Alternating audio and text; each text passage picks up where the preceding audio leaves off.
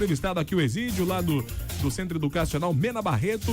Além de falar do Mena Barreto, hoje ele vai falar daquele mosquitinho que tá incomodando, né? Incomodou muito mais na semana passada o Parnanguara. Muitos relatos aí de todos os bairros da cidade. O pessoal preocupado, sabe, querendo saber o que era, se podia causar algum mal à saúde.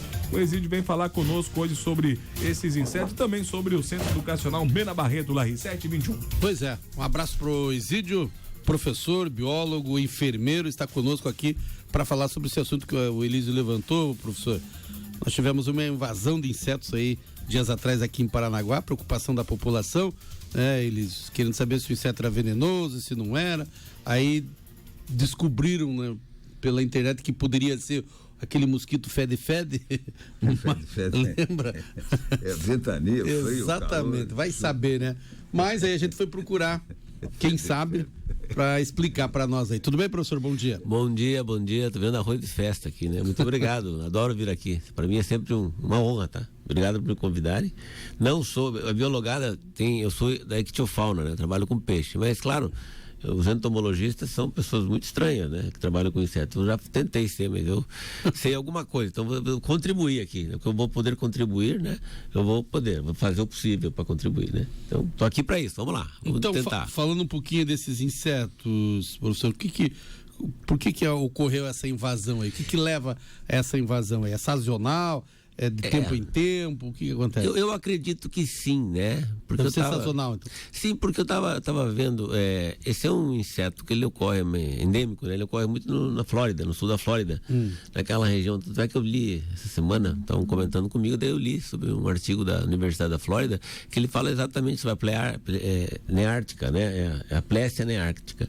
E essa a Plécia, isso. A Plécia. Ela é um inseto, na verdade, um díptero. Só fala díptero. O que é díptero? Díptero é um inseto que tem um par de asas apenas, né? E o tetráptero tem 2 pares de asas. Então o besouro tem 2 pares de asas. Então ele só tem... E aí no lugar do outro par ele tem um balancinho que regula o voo. É uma coisa maravilhosa o voo do inseto. Tem que ser muito estudado. Esses novos drones aí que estão tentando imitar o inseto, eles não conseguem. Porque eles são fantásticos. O voo do inseto é uma coisa fantástica. Então o díptero é onde está a maior parte dos hematófagos que precisam de sangue para reproduzir, tá? Nesse caso, a Plécia não é um hematófago, ele vive mais das plantas mesmo. Foi do araçá, ele se adaptou bem ao araçá aí, nosso araçá que vem da Mata Atlântica e chegou aí na região. Então ele consegue. E ele né, uma característica desse inseto que vem porque você tem que lembrar que na Flórida tem os Everglades. Os Everglades têm uma semelhança, né? Quem já foi lá por Orlando, aquela região, inclusive eles deixam uns espaços para você ver como é. Seria uma coisa parecida com o Pantanal, mas também muito parecida com o mangue, né? Então ele vem dessa região, América Central, e chegou, e está chegando aqui, né? É normal, os insetos vêm, eles têm essa característica. Mas o que preocupa a população, como o Elísio falou, eles são venenosos, não são? Como agir quando encontrar um inseto desse? A peçonha não há, pelo menos os artigos que eu li, os entomólogos aí de plantão que me ajudem, mas assim, não há peçonha. O problema é que ele forma enxame, né? Altas concentrações e acaba assustando, né? Todo inseto, né? Díptera, nesse caso, ele, nessa grande concentração, eles gostam de luz, então eles vão em direção à luz, às vezes, né, pintado de branco, cano de escape mais aquecido, aí pode até entupir o cano de escape, né? Tem carro com um radiador, pode entupir o radiador, e claro, que sobre um bebê, uma grande quantidade, né? Então, você tem que ter uma tela.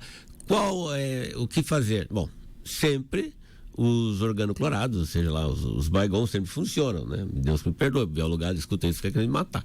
Mas você tem, ele não gosta de cheiro de cítrico, né? Então, por exemplo, citronela? A citronela, usa muito em Foz do Iguaçu, lá no Macuco Safari, usa muito citronela, então a citronela ajuda.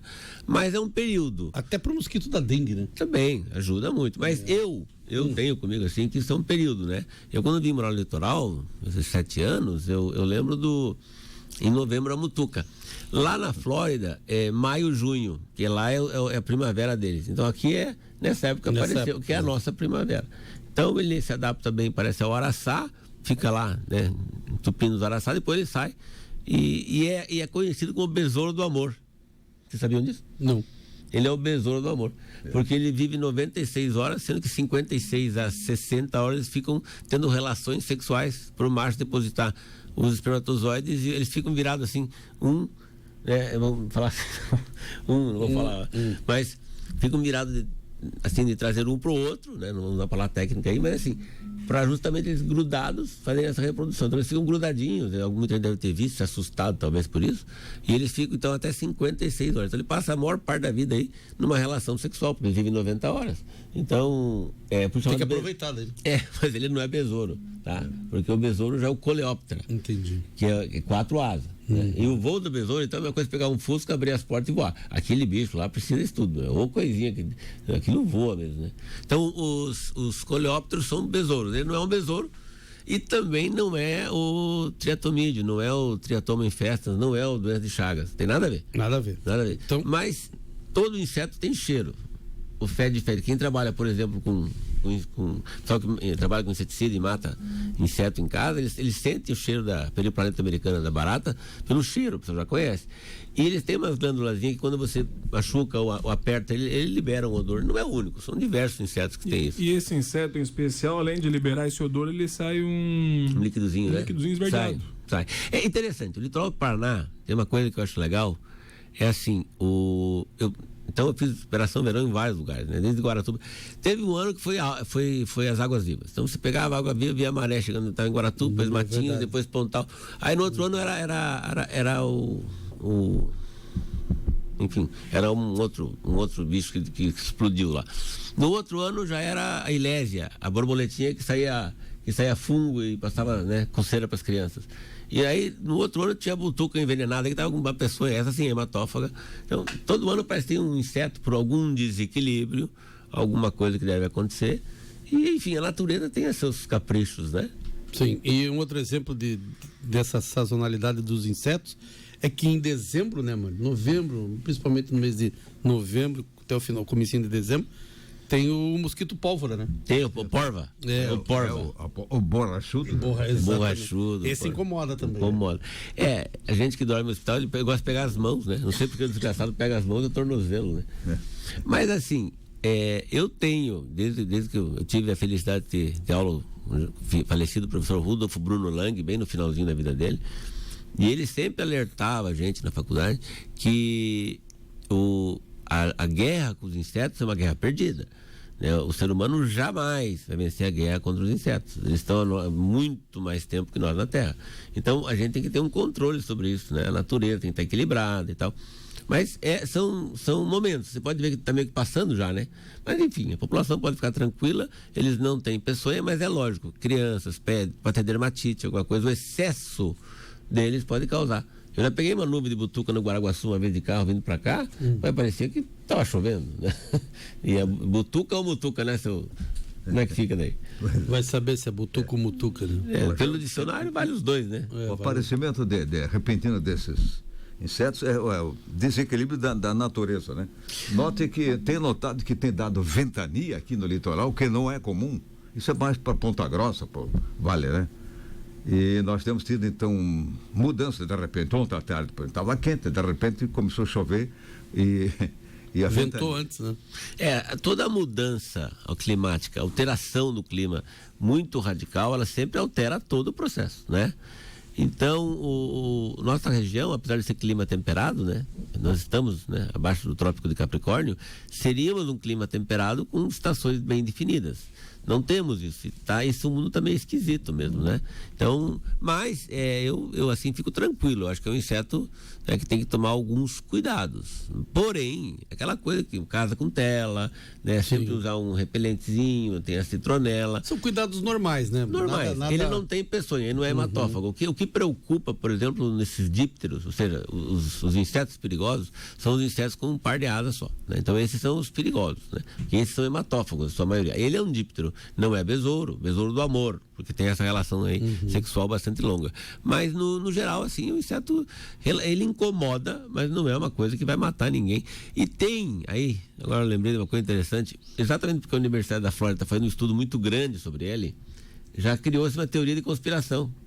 Igual, será que não estão fazendo um estudo com esse bicho, tipo, fizeram lá com morcego, lá na cidade famosa da China, e já começou uma teoria que esse inseto seria a próxima, né? Próxima pandemia, porque ele está sendo estudado na universidade. Nada a ver, né? Nada a ver, é um estudo profundo e E eles têm muitos trabalhos, e claro que isso já gera, deve ser mais um bicho sendo criado para matar os, né? Enfim, mas não, tá tranquilo. Esse aí tá tranquilo. São 7h30 no litoral do Paraná, 7h30. Estamos conversando aí com o biólogo, professor e enfermeiro lá do Centro Educacional Mena Barreto, Elísio. E para a gente fechar aqui, a gente não podia também deixar de falar sobre os cursos oferecidos pela instituição, né? E o curso de hoje que nós vamos falar aqui é sobre o curso de socorrista, né, professor? Queria que o senhor falasse um pouquinho, então, sobre esse curso, para qual público é dirigido, como é que vai funcionar? Então, esse curso ele é para qualquer pessoa que tenha ensino médio, é livre, não é? São 300, curso livre. São 320 horas, o senhor viu aqui, né, o professor aqui, são 320 horas, coordenado pelo professor Ed Watson, tá bom? Ele dá uma carta, já esteve aqui conosco. Então ele tem lá o AP, chama a carteira APH, até para quem vai ficar embarcado é obrigatório, tem que ter o APH, né? Que essa é o primeiro socorro aí. Além disso, o motorista de ambulância é obrigatório e você tem várias profissões aí. Curso de rádio. De rádio, tem rádio Q, linguagem de QAP, né? QTS, que você tem que falar pro rádio, inclusive pode ser contratado, eles sempre precisam para isso. E a gente conseguiu um convênio com uma autoescola, que não me permitiu dizer o nome, para fazer a carteira D, para você poder já dirigir a ambulância. Então a gente está aí nesse trabalho bem legal. São 320 horas, vão ser sextas e sábados, tá? Isso vai virar o ano, vai até o ano que vem, que a gente para por causa da Operação Verão, mas vai ser bem legal, tá andando bem, a gente... E tem uma equipe, viu? Nossa, eu não dou aula isso aqui, quem dá aula só a turma ninja mesmo, porque eu já tô velho, já cheguei ao Cabo da Boa Esperança. E esse curso habilita a pessoa, pode trabalhar no SAMU. Corpo de Bombeiros. Pode ser todas essas coisas que são necessárias socorristas. Entendi. Porto, né? Porto, exatamente. Porto embarcados, né? Pessoal que é embarcado que tem que fazer. Nos Estados Unidos, o APH, ele é feito no ensino médio, na high school. Já é uma obrigatoriedade, que eu acho legal. Aqui a gente tem que fazer mesmo em empresa tem que ter, né? Então é uma coisa bem legal. As inscrições já estão abertas? Estão abertas, sim senhor, estamos lá, né, o dia inteiro, o pessoal está lá e já tem bastante procura. As aulas não podem ser grandes, como eu falei para vocês na aula, já que vocês estão me dando uma colher de chá aqui hoje, vim falar do Complexo, mas já estou fazendo meu jabazinho aqui. Então estamos com o nosso diretor lá de Curitiba mandou uma ambulância, que vai ser uma ambulância escola, então não podemos ter uma turma muito grande, né? Vai ficar bem legal, vai ficar um curso de altíssimo nível aí, para quem fazer, tem bastante oferta no mercado, mas 320 horas é bastante coisa, né? Tá bom. Olha, são 7h33, para fechar aqui, professor, uma curiosidade, né, Elis, que talvez não seja só minha, Mário. Tem pessoas que têm, não é medo, mas pânico, talvez, pavor seja a palavra correta, quando vê sangue, né? Ou algum ferimento. Nesse curso, o curso tem alguma maneira de preparar a pessoa, ou quem já tem essa predisposição que não consegue ver sangue, não consegue ver algum tipo de ferimento, vai conseguir terminar o curso? Claro, eu acho que isso é um pouco mito, né? Porque qualquer filme de bang, você vê sangue para tudo que é lá, né? Então essa coisa, o sangue é vida, né? O sangue é uma demonstração. Você vê uma pessoa morta, você vê uma pessoa, né, sem um braço, vê uma pessoa com esmagamento e tal. Mas isso tudo é adrenalina e você começa o que assusta o sangue, eu acho, nas pessoas, é o sangue da gente. Esse assusta, né? Você começar a sangrar pelo ouvido, por algum lugar, você fala, meu Deus, aí o sangue dos outros não nos assusta, inclusive nos indica o problema. Então eu acho que isso é facilmente vencido. No final de semana nós estávamos fazendo socorrista lá, e a gente faz uma parte, tem um paciente que é professor, que ele é meio teatral e o professor fica em cima, fica muito legal. Então assim, daí tá doendo tórax, tá me doendo, tô infartando, ai meu Deus. E aí as meninas na prova ficam lá, o que tem que fazer? Daí o professor já matou. Então fica uma coisa bacana do ponto de vista, assim, porque existe todo um aspecto teatral, porém um ensinamento grande. E assim, todo mundo acaba enfrentando isso, que nem aquela coisa, eu não consigo trocar a fralda. Sabe, você troca a fralda de criança, vai trocar de pessoas de idade, é uma necessidade, e a população está ficando velha. Então esse negócio de sangue e tal, tudo isso é o primeiro momento. Depois isso vai passando e vira o dia a dia da gente, né? Vira o dia a dia. Como vocês aqui na rádio, né? Tem gente que fica aqui nervosa com o microfone, vocês têm essa facilidade, muita gente aqui trava. Então é a mesma coisa, isso não há nada de especial nisso. Claro que o sangue da gente assusta. Esse sim. Então tá aí.